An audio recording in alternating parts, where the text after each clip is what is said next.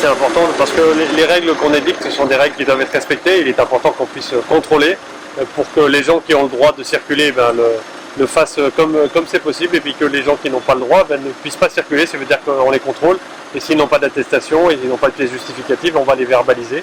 Il est essentiel que cette règle soit appliquée par tout le monde pour qu'elle soit efficace. Et elle n'est efficace que si les gens à 22h sont rentrés chez eux et ne circulent plus, ne se retrouvent plus entre eux, ne se retrouvent plus dans des activités festives ou amicales qui font qu'on ne respecte plus les gestes barrières. Donc voilà, donc c'est important aujourd'hui, c'est pour ça que je suis là avec les gendarmes, pour vérifier que les contrôles se passent bien, à la fois en faisant attention et en étant compréhensif avec les gens, et en même temps pour ceux qui vraiment ne respectent pas les règles, qu'on puisse verbaliser. En fait, oui, effectivement, ce type de contrôle, il a deux objets. L'objet du couvre-feu aujourd'hui, puisque c'était pour 22h. En même temps, les gendarmes, quand ils contrôlent les gens et qu'ils voient qu'ils sont visiblement alcoolisés, eh bien, vérifient que leur taux d'alcoolémie. Quand ils ont les pupilles dilatées, vérifient d'autres substances qui auraient pu être ingurgitées, vérifient les papiers du véhicule. Par exemple, on a trouvé des gens qui roulaient sans permis. Ça permet aussi à cette occasion-là de retirer de la circulation des gens qui sont dangereux parce qu'ils ont un comportement qui est dangereux.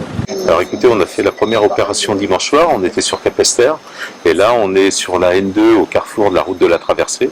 Et c'est un nouveau contrôle aussi pour le respect de l'arrêté, avec le couvre-feu de 22h à 5h. Et vous l'avez vu, donc là ça commence à être calme, mais on a eu beaucoup de retours entre 22h et 22h45, on va dire des flux pendulaires, des gens qui étaient en conformité, qui revenaient du travail, mais qui avaient leur attestation. Donc ça c'est positif. Et vous l'avez vu, il y a eu quelques cas concrets aussi d'alcoolémie positive, ou une personne qui n'avait plus son permis. Mais je dirais que ça c'était un environnement. Bien sûr que les personnes ont été sanctionnées, mais ce qui nous intéresse aussi ce soir, c'est surtout de voir que les gens ne se regroupent pas et respectent le couvre-feu. Alors vous l'avez souligné, il y a aussi l'aspect accidentogène et la présence des forces de l'ordre. Même si on est là pour les attestations couvre-feu, ça permet de canaliser les comportements. Et puis on le voit, là les gens ont été sérieux, il n'y avait pas d'abus sur la route.